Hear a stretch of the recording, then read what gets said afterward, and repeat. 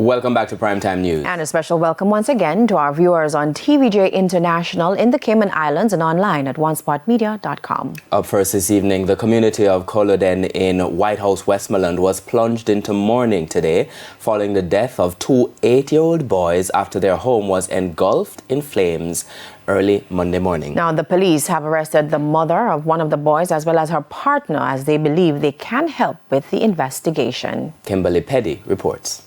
A pall of gloom hovered over the community of Culloden in White House, Westmoreland, as residents awoke to the shocking news that Jamar Reed and his nephew Romain Powell died in a fire. It's understood they were left home alone in their candlelit 2-room board house. Their remains were found under the bed. Christmas, I come and look baby, they don't live this Christmas. I carelessness that. Him have himself for us Christmas, him mother himself. Never knows that I one. Gloria Pinnock says she was awoken by a loud explosion. She was led to the burning house, and what she saw later left her in tears. I know them and I feel one way that me couldn't even when I kept back my jug with my water. I called my son. I said, David, you know, say, your two little friend them burn up last night around here. And he said, Mommy, what you going to do? Me sit down on the veranda and I couldn't even move. I couldn't even eat my breakfast this morning. Also on the scene was principal of the New Hope Primary, Erica Cook Murdoch.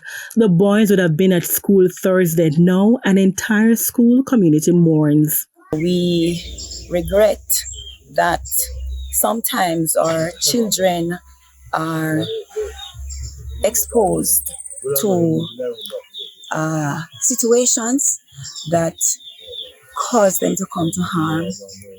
At this time it's fatal, and we just pray for God's keeping, God's comfort during this time. Commanding officer for the Westmoreland Police Division, Superintendent Othniel Dobson, confirmed that the mother of one of the deceased boys and her spouse are in police custody. He made this appeal to parents.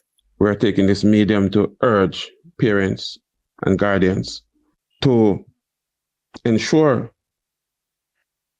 the safety of your children. Don't leave them in houses with candles or illegal electricity connections that may cause fire.